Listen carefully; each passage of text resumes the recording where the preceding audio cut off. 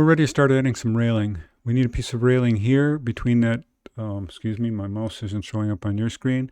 We need a piece between the glazing and this little I-beam, this little gap here.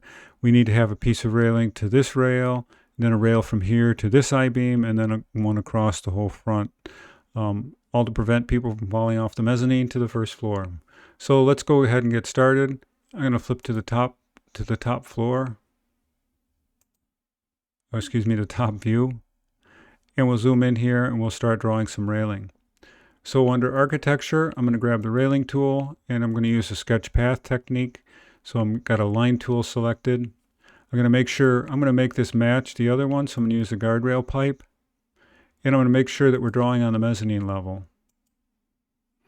Once those are set, I can zoom in here and start. And I'm going to start right at the corner here, imagining these three little boxes are 4, because if I had the right, if we'd gone in and made a correction here, this should actually be a solid corner piece for this glazing area. So I'm going to go from this corner. I'm going to come out until I hit the center line of our wide flange beam.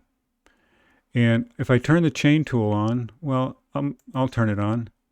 And I select to that center. Then I can draw back up until I touch the bottom of that, the wide flange. Once that's done, I'll click the check mark, complete.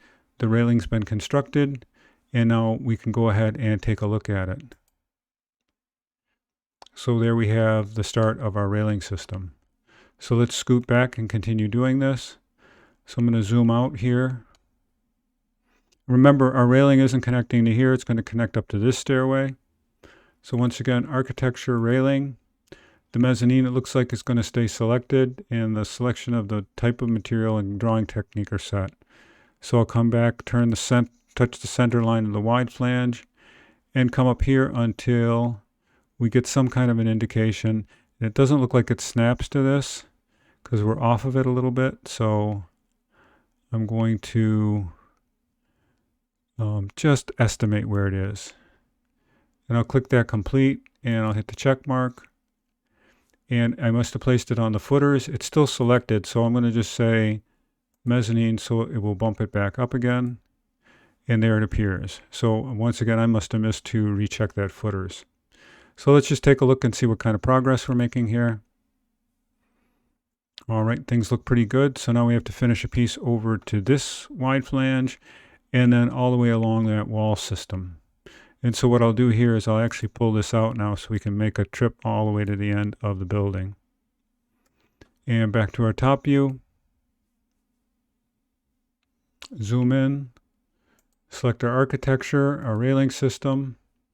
It's still defaulting to footers. I don't know why that's not accepting that. So I'm going to set it back to mezzanine level. And I'm going to come to the other side of this pipe. Same way. This is just follow what I'm doing here because there's this point isn't giving us an indication. So we want to be just close to it. I'm going to come up here and touch our I-beam. Our wide flange, excuse me. I'll click complete. We can't draw individual segments, so we have to stop and then start to draw the next one. So the last one we're going to do is we're going to just zoom this one all the way through from one side to the other, because where these would enter the wide flange, they're going to start back up again on the other side. So it's just as accurate looking to construct it as going through all of them. So once again, architecture, railing.